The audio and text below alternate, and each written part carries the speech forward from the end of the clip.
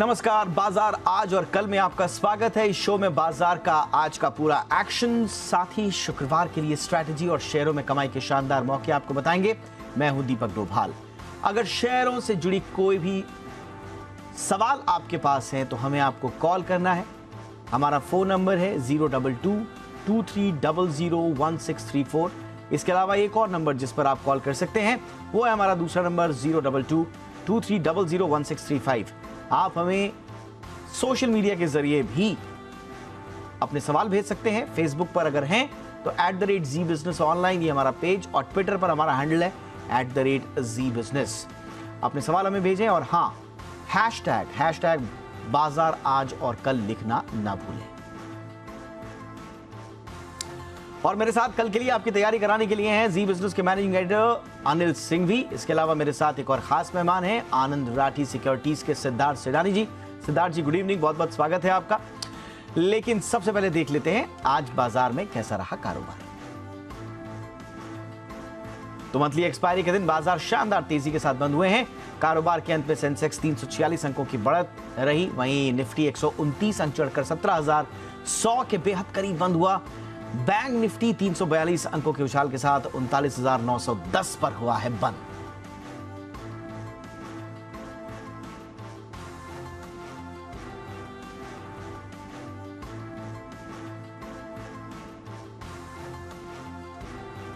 और अब रुक करते हैं बाजार पर एडिटर स्टेक का। जी बिजनेस के मैनेजिंग एडिटर अनिल सिंह भी बता रहे हैं बाजार में तेजी कहां से आई और ये तेजी कितनी टिकाऊ है।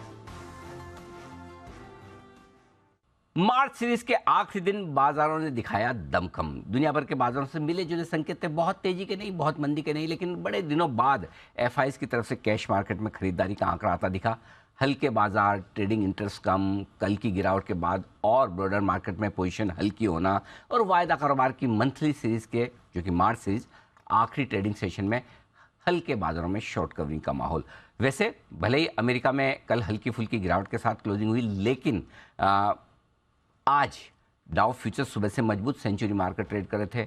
एशिया में अच्छा प्रदर्शन, यूरोप मजबूत था और धीमे धीमे डाउ फ्यूचर्स ने अपनी मजबूती भी बनाई। तो फर्स्ट हाफ सीमित दायरे में कारोबार करने के बाद बाजारों ने सेकंड हाफ में और स्पेशली आखिरी 1 घंटे में अच्छी रफ्तार पकड़ी और दिन की ऊंचाइयों पर जाकर 17,075 के आसपास बंद होने में कामयाब रहा निफ्टी। और बैंक निफ्टी में और सेंसेक्स में 350 अंकों का दमदार उछाल और 40,000 के आंकड़े को भी आज बैंक निफ्टी ने छुआ और बंद होते होते 39,900 के बेहद करीब। तो ये दिखाता है बैंक निफ्टी और निफ्टी की ताकत, जिसमें आज फिर से लीडरशिप बैंक निफ्टी से आती दिखी। आज के सेशन में जो अच्छी बात थी कि वायदा कारोबार की मंथली एक्सपायरी के दिन ऐसा नहीं कि सिर्फ दिग्गज शेयर बढ़े हों, सेक्टर लीडर्स तो मजबूत थे, लेकिन आज ब्रॉडर मार्केट में जो खरीदारी आई वो बड़ी इंटरेस्टिंग थी। मिड कैप और स्मॉल कैप शेयरों में बहुत ही बढ़िया तेजी बनती हुई नजर आई। और साथ ही साथ अगर आप देखें तो साल के आखिरी 2 ट्रेडिंग सेशन आज और शुक्रवार को हैं, और ऐसे में हो सकता है थोड़ी एनएवी बढ़ाने के लिए आज से फंड्स की तरफ से भी खरीदारी आए। कई सारे mid cap small cap stocks अपने ऊपरी लेवल से 40-50% करेक्ट हो चुके हैं, यहाँ वैल्यूएशन आकर्षक हैं, तो वो बढ़िया खरीदारी आज बाजार में बनती दिखी। सो ओवरऑल कह सकते हैं कि कल के ट्रेडिंग सेंटिमेंट के एकदम विपरीत आज का सेंटिमेंट मजबूत और दिन भर धीमे धीमे सीमित दायरे में कारोबार करने के बाद, उतार चढ़ाव के बाद अच्छी मजबूती के साथ दिन की ऊंचाइयों पर बंद होते बाजार। चलिए और अब रुख करते हैं हमारे खास मेहमान का। आनंद राठी सिक्योरिटीज के सिद्धार्थ सेडानी जी हमारे साथ हैं, जिनसे हम जानेंगे शुक्रवार के लिए उनकी स्ट्रैटेजी, साथ ही उनकी पोजिशनल और लॉन्ग टर्म जो भी वो पिक दें उसको भी हम समझेंगे, और शुक्रवार के लिए जैसा हमने आपको बताया कि उसके लिए क्या स्ट्रैटेजी हो ये भी हम उनसे समझना चाहेंगे। सिद्धार्थ जी, एक बार फिर से स्वागत है आपका। सबसे पहले तो आपका मार्केट एनालिसिस, अभी तक के मार्केट की चाल को देख के आगे की ट्रैजेक्टरी का क्या विश्लेषण है sir? Good evening Deepak, thank you for having me on the show. अगर बात करें बाजारों की, तो बाजार में मुझे लगता है कि यहाँ से एक मजबूती जरूर रह सकती है कुछ दिनों के लिए, बट वो ईयर एंड की बात है तो हो सकता है एनएवी प्रॉप अप या जो भी आप कहे। 17,200 एक बहुत ही इंपॉर्टेंट लेवल होगा जहां पे बाजार की नजरें टिकी हुई होगी। 17,200 को पार करेगा तभी तेजी बन सकती है। तो ट्रेडर के लिए तो मैं यही कहूंगा कि आप अभी वेट एंड वॉच करें।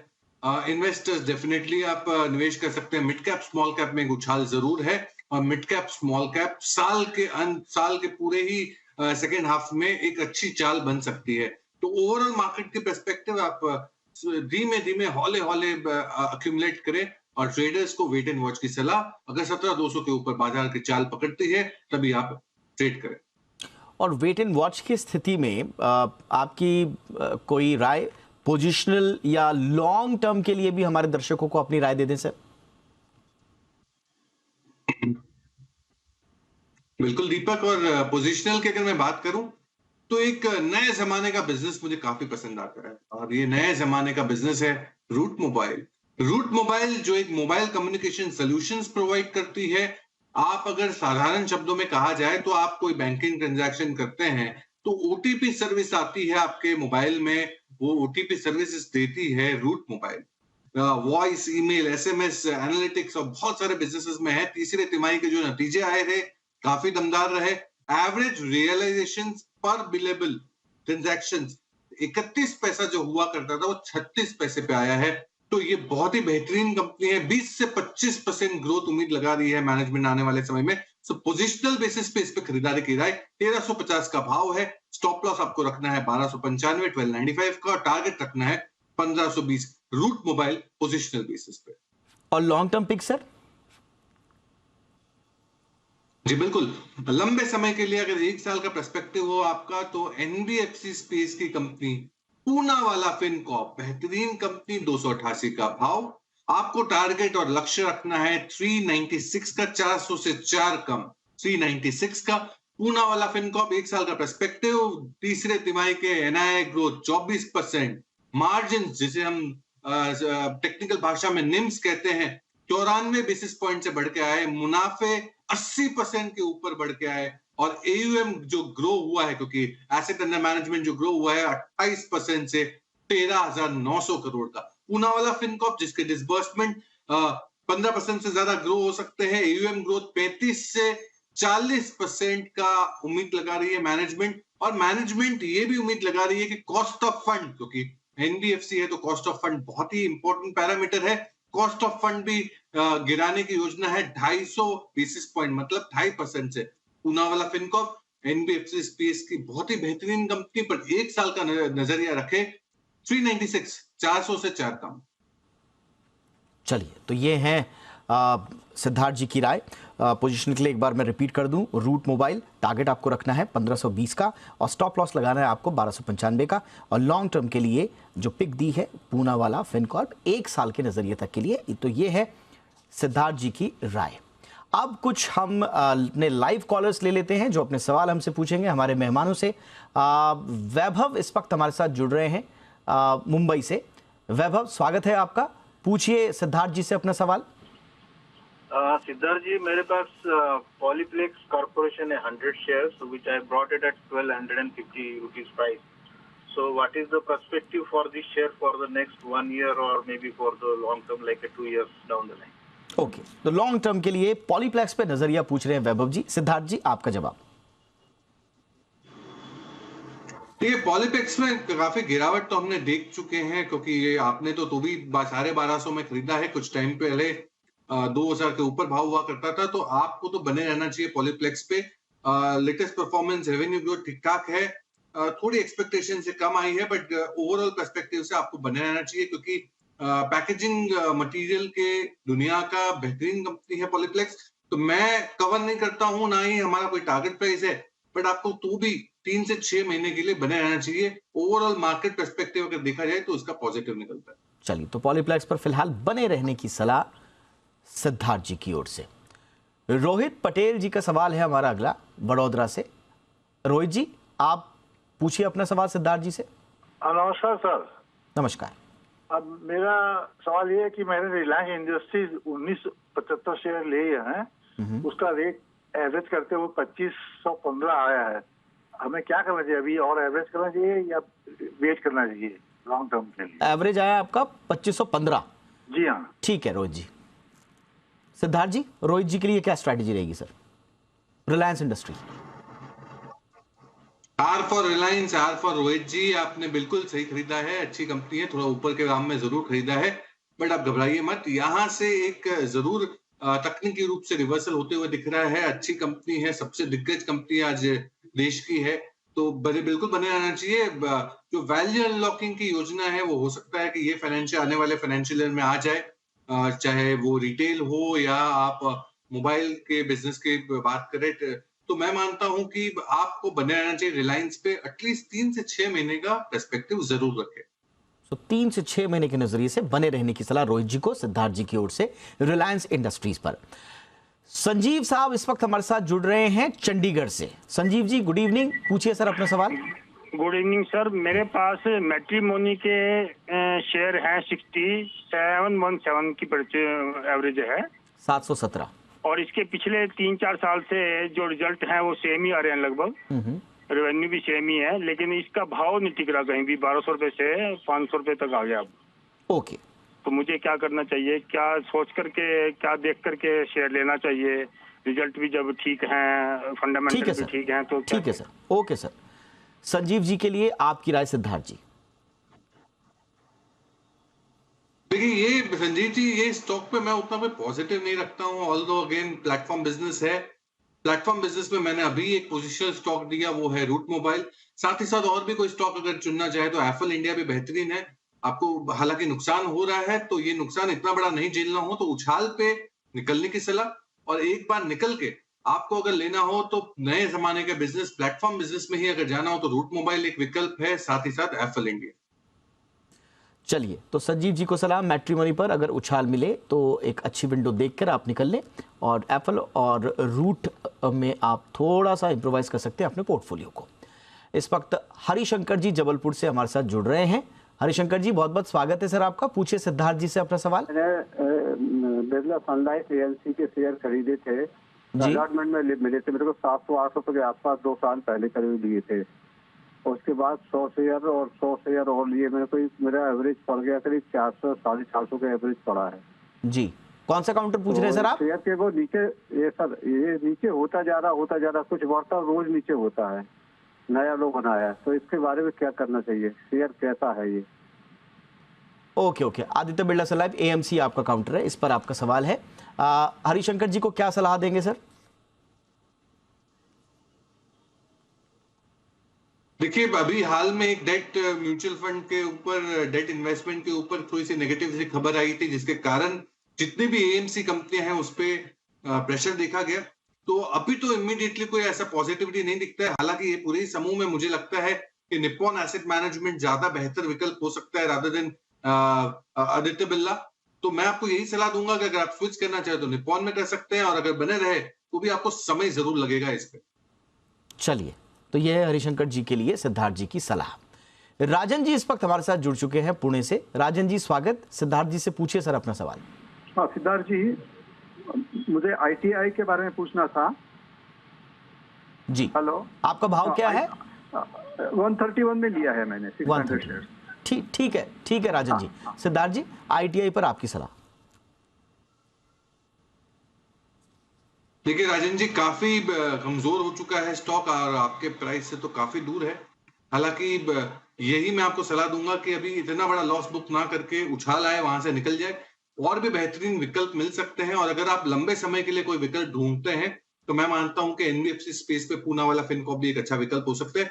आईटीआई पे मैं उतनी मजबूती नहीं देख रहा हूं, क्वार्टरली नतीजों पे भी मेरा उतना ज्यादा कॉन्फिडेंस नहीं आ रहा है। हालांकि नुकसान ज्यादा है, तो उछाल पे निकले, यही सलाह। आईटीआई पर उछाल पर निकलने की सलाह, और इसकी जगह आप शिफ्ट कर सकते हैं पूना वाला फिनकॉर्प में। यह है राजन जी को सलाह सिद्धार्थ जी की ओर से। अब हम लेते हैं जो हमें सोशल मीडिया की तरफ से जो हमें सवाल भेजे गए हैं, उन सवालों को ले लेते हैं सिलसिलेवार तरीके से। सबसे पहले दिनेश जी का सवाल नवी मुंबई से है। सिद्धार्थ जी यूको बैंक पर है, इनके पास अच्छा खासा वॉल्यूम है और भाव है 36 रुपये 62 पैसे का। क्या करना चाहिए दिनेश जी को? देखिए दिनेश जी, पहले तो यही कहूंगा कि नुकसान बहुत ज्यादा है, पर ये नुकसान देखते हुए मैं अपनी सलाह चेंज नहीं करूंगा। कमजोरी है डेफिनेटली स्टॉक में, मैं उतना कॉन्फिडेंट नहीं हूं ये कंपनी पे। पीएसयू पूरे ही समूह में मैं कॉन्फिडेंट नहीं हूं। इनफैक्ट पीएसयू में अगर कोई एक आध विकल्प ढूंढना भी हो, जो सबसे बेहतर है, जो देश की तिजोरी है, वो है एसबीआई। तो एसबीआई पे आप निकल जाए, स्विच कर ले। मैं मानता हूं कि अभी बहुत कमजोरी हो चुकी है एसबीआई में भी, यहां से उछाल ही आ सकता है। पिछले 3-4 क्वार्टर का अगर मैं नतीजों की बात करूं, दमदार क्वार्टर्स क्वार्टरली परफॉर्मेंसेस कंपनी ने दी है, तो आप इससे निकल जाए, एसबीआई पे आ जाए। नुकसान हो रहा है बट ये सारी भरपाई अगर 1 साल के पर्सपेक्टिव से एसबीआई पे रखेंगे तो हो जाएगा। चलिए, तो दिनेश जी को यूको बैंक से फिलहाल निकलने की सलाह और कोशिश करें एसबीआई ऑप्ट करें, ये है सलाह सिद्धार्थ जी की। अगला सवाल दिल्ली से भेजा है प्रमोद जी ने। टीएन पेट्रो पर 106 का भाव है सिद्धार्थ जी इनका। प्रमोद जी को आपकी सलाह।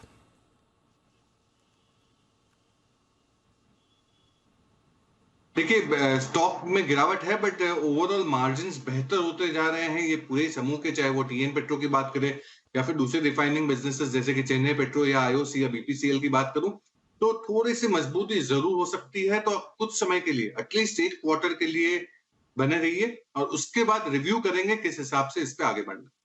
तो 1 क्वार्टर के लिए बने रहे टीएन पेट्रो पर, प्रमोद जी को सलाह सिद्धार्थ जी की ओर से। अमर जी का अगला सवाल है और इन्होंने भेजा है सोलापुर से। बैंक ऑफ महाराष्ट्र, इनके पास जो शेयर इन्होंने खरीदे हैं सर 28 रुपये 40 पैसे के भाव से खरीदा है। अमर जी को क्या करना चाहिए?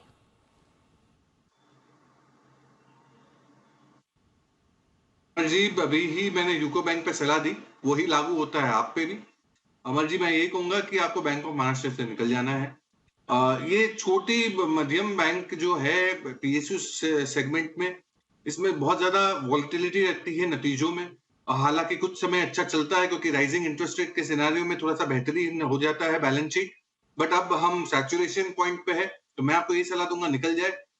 स्टॉक जो कमजोर हुआ है अभी इसके साथ वो है एसबीआई भी, पर एसबीआई के नतीजे A1 आए हैं, तो मैं मानता हूं कि एसबीआई पे आप निवेश करें। आपकी जो नुकसान है वो भरपाई हो सकती है आने वाले 1 सालों के लिए। टारगेट आपको रखना है 650। ठीक है, तो एसबीआई में स्विच करने की सलाह और टारगेट भी दिया है सिद्धार्थ जी ने। एसबीआई में अगर आप स्विच करके जाते हैं बैंक ऑफ महाराष्ट्र से। अमर जी के लिए सलाह। सरोज सिंह आगरा से ड्रीम फॉक्स पर इनकी ये राय पूछ रहे हैं सर आपकी, और भाव है इनका 434 रुपए का सर। देखिए, बहुत यूनिक बिजनेस है सरोज जी, तो आपको बिल्कुल बने रहना चाहिए। अब कहते हैं कि एयरपोर्ट्स भी चकाचक फुल है, तो सर्विसेज काफी बेहतरीन है, इनकी यूनिक सर्विसेज है। तो मैं आपको ये कहूंगा कि 1-2 क्वार्टर्स के लिए बने रहिए, बट ये बात जरूर ध्यान में रखिएगा, सिंस ये मिड कैप स्मॉल कैप कंपनियां हैं तो नतीजे कभी भी पलट सकते हैं, तो नतीजों पे जरूर निगाहें रखिएगा और रिव्यू करते रहिए। चलिए, तो ड्रीम फोक्स पर यह है सरोज जी को सिद्धार्थ जी की सलाह। इसके अलावा कुछ और कॉलर्स के सवाल ले लेते हैं। विनोद बाग साहब ने महाराष्ट्र से सवाल भेजा है। विप्रो पर 420 का इनका भाव है सर। विनोद जी को क्या करना चाहिए विप्रो पर? देखिए विनोद जी, आपने तो सोचा होगा बहुत बड़ी कंपनी है तो ले लेंगे तो मुनाफा हो जाएगा, पर नतीजे उतने अच्छे नहीं आते हैं, तो विप्रो से तो निकलने की सलाह। ऑल तो थोड़ा नुकसान है आपको, बट वो भरपाई हो सकती है। ऐसे ही एक दिग्गज से, वो है इन्फोसिस। इन्फोसिस पे खरीदारी करें, मैं मानता हूं कि काफी बेहतरीन परफॉर्मेंस बन सकता है। और आपको अगर थोड़ा सा फास्ट मूव चाहिए, आप सोचते हैं कि नहीं मिड कैप पे भी आप निवेश कर सकते हैं, तो विप्रो से निकल के आप परसिस्टेंट सिस्टम पे भी निवेश कर सकते हैं। बेहतरीन कंपनी है मिड कैप आईटी में। चलिए, तो परसिस्टेंट या फिर इन्फोसिस, ये दोनों ऑप्ट कर सकते हैं आप। विप्रो से एक अच्छा विंडो देख के निकल जाएं। विनोद जी को यह है सिद्धार्थ जी की सलाह। आलोक जी MTAR टेक पर इनका सवाल है सर। 1640 का भाव है इनका। आलोक जी को आपकी क्या सलाह रहेगी? देखिए आलोक जी, बिल्कुल घबराइए मत, क्योंकि हालांकि भाव नीचे है आपके बाइंग प्राइस से, पर घबराना नहीं है क्योंकि कंपनी आपने एकदम सही चुनी है। डिफेंस में अच्छी सप्लाईज है ये कंपनी की, बेहतरीन कंपनी है ओवरऑल स्पेस की, तो मैं मानता हूं कि पॉजिटिविटी है। हम एक समय पे इसको जरूर कवर करते थे, टारगेट भी रखते थे, बट आज के तारीख में कोई रिपोर्ट या टारगेट नहीं है। बट कंपनी काफी बेहतरीन है, डिफेंस में सप्लाईज है, बिल्कुल बन रही है। ये अगर आप रखें 6 से 12 महीने के पर्सपेक्टिव से, थोड़ा सा लॉन्ग टर्म जरूर होगा, बट आपको अच्छा मुनाफा मिल सकता है। और आइए अब जानते हैं जी बिजनेस के मैनेजिंग एडिटर अनिल सिंघवी शुक्रवार के लिए बाजार पर क्या स्ट्रैटेजी बनाने की सलाह दे रहे हैं। कल रहेंगे बाजार बंद रामनवमी की छुट्टी के उपलक्ष्य में, और शुक्रवार को जब नई सीरीज की और अप्रैल सीरीज की हम करेंगे शुरुआत, तो संकेत आपके पास अमेरिका से 2 दिनों के होंगे। हमारे बाजारों के बंद होने के बाद डाउ फ्यूचर्स 250 पॉइंट ऊपर और नैस्डैक फ्यूचर्स लगभग 110 पॉइंट ऊपर है, यानी कि अमेरिका से एक और मजबूत ट्रेडिंग सेशन की आप उम्मीद रख सकते हैं। देखते हैं 2 दिनों में क्या कुछ अमेरिका के बाजार करते हैं, और फिर जब शुक्रवार को सुबह लौटते हैं तो डाउ फ्यूचर्स और ढेर सारी खबरें अमेरिका से जो भी आनी है, दुनिया भर से जो भी आनी है, वो सब हम देखेंगे सुनेंगे। लेकिन बाजार बड़े इंटरेस्टिंग है। ट्रेडिंग रेंज में जो 12 दिनों से फंसे हुए हैं उसको ऊपर की तरफ जाने की कोशिश कर रहे हैं। अगर ग्लोबल सपोर्ट मिल गया तो 17,200 के पार निकलकर निफ्टी टिकने की कोशिश करेगा, और एक बार 17,200 के ऊपर बंद हुआ तो बाजार अच्छी तेजी के साथ ब्रेकआउट देकर बढ़िया मजबूती बनाने की कोशिश करेंगे, और 40,000 के ऊपर बैंक निफ्टी बंद होने के बाद थोड़ी और मजबूती बनाने की कोशिश करेगा। वैसे दिन के लेवल्स का जहां तक सवाल है, अब सपोर्ट आपके लिए 16,925 से 17,000 की रेंज में रहेगा शुक्रवार के लिए निफ्टी पर, और निफ्टी पर ऊपर की रेंज 17,150 17,225 की रहेगी। इसके पार निकलने पर अच्छी मजबूती। बैंक निफ्टी का जहां तक सवाल है, 39,600 से 39,750 ये आपके लिए सपोर्ट का काम करेगा, और एक बार 40,200 को पार करके बैंक निफ्टी भागा तो 40,350 40,500 तक की रेंज आपको बैंक निफ्टी पर आती हुई दिख सकती है। इन लेवल्स और इस रेंज पर रखना है नज़र। अगर शुक्रवार को आपको निफ्टी 17,200 और बैंक निफ्टी 40,000 के ऊपर बंद होता हुआ दिखे तो मानकर चलिए अप्रैल की शुरुआत जब आप करेंगे, अगले हफ्ते में जब आप ट्रेड के लिए आएंगे तो अच्छी मजबूती और पॉजिटिव माइंडसेट के साथ आएंगे, तो शुक्रवार की क्लोजिंग होगी आपके लिए बेहद अहम। और आइए मोतीलाल ओसवाल के चंदन तापड़िया जी से अब समझते हैं शुक्रवार के लिए ऑप्शन की रणनीति। स्वागत है चंदन जी, बताइए सर फ्राइडे की स्ट्रैटेजी। बिल्कुल, देखिए आज फाइनली मार्च वायदा की एक्सपायरी वो खत्म हुई है। देखें इस सीरीज में निफ्टी ने लगभग ऊपरी लेवल से गिरावट देखी है, 2.5-3% का डिक्लाइन देखने को मिला, बट अच्छी बात है कि बैंक निफ्टी प्रीवियस एक्सपायरी से खाली 100 पॉइंट नीचे बंद हुआ। 40,000 प्रीवियस एक्सपायरी थी और इस बार 39,900 के आसपास बंद हुआ, तो कहीं ना कहीं बैंक निफ्टी में इतनी गिरावट नहीं है, निफ्टी में गिरावट है, और कहीं ना कहीं ऐसा लग रहा है कि अब बाजार वापस एक बार रिकवरी के मोड में आएगा। ऊपर में 17,200 17,350 तक के स्विंग बन सकते हैं, और स्टॉक स्पेसिफिक अच्छा मूवमेंट देखने को मिला है। तो 2 ट्रेड, दोनों खरीदारी के मौके की तरफ हम ढूंढना चाहेंगे। तो पहला ट्रेड रहेगा अल्ट्राटेक सीमेंट। आप देखोगे सीमेंट कंपनीज में काफी अच्छा बाइंग इंटरेस्ट देखने को मिला, लॉन्ग्स के रोल ओवर हो रहे हैं, पॉजिटिव प्राइस पैटर्न है। तो अल्ट्राटेक सीमेंट का 7,700 का अब अप्रैल महीने की कॉल लेने की सलाह रहेगी। 139 के आसपास ये बंद हुई है, हल्के से डिप में खरीदे। 105 का सपोर्ट है, ऊपर में 205 तक के टारगेट बन सकते हैं। दूसरा ट्रेड रहेगा कैपिटल गुड्स से। हम चुनिंदा कैपिटल गुड कंपनीज पे काफी पॉजिटिव है पिछले कुछ दिनों से, और यहाँ पे सीमेंट हमें अच्छा लग रहा है। जिस हिसाब से पोजिशनिंग हुई है, यहाँ पे एक ब्रेकआउट होना चाहिए। 3,340 का कॉल अप्रैल मंथ का लेना चाहिए। 75 का सपोर्ट है, ऊपर में लगभग 140-150 के टारगेट सीमेंट के 3340 के कॉल में बन सकते हैं। तो अल्ट्राटेक सीमेंट और सीमेंट्स इस पर है आपके लिए शुक्रवार को ऑप्शन की स्ट्रैटेजी चंदन जी की ओर से। बहुत बहुत शुक्रिया चंदन जी। सिद्धार्थ सेडानी जी हमारे साथ बने हुए हैं। सिद्धार्थ जी, शुक्रवार के लिए आप भी इंट्राडे पिक दे दें सर। बिल्कुल दीपक, मुझे लगता है कि बीपीसीएल जो oil refining company plus oil marketing company बेहतरीन कंपनी है। 340 के करीब का क्लोज होगा। आपको स्टॉप लॉस रखना है 335 का और टारगेट रखना है 359 का। बीपीसीएल पे खरीदारी की राय 1 से 2 दिनों का पर्सपेक्टिव, और ऑयल मार्केटिंग कंपनी बेहतरीन हो सकती। चलिए, तो बीपीसीएल है राय सिद्धार्थ जी की शुक्रवार के लिए 359 के टारगेट के लिए। बहुत बहुत शुक्रिया सिद्धार्थ जी, आपने वक्त निकाला हमारे दर्शकों के लिए और इतने सारे सवालों के जवाब दिए। Thank you so much. बाजार आज और कल में इतना ही। फ्राइडे को फिर मुलाकात होगी, तब तक के लिए इजाजत दें। नमस्कार।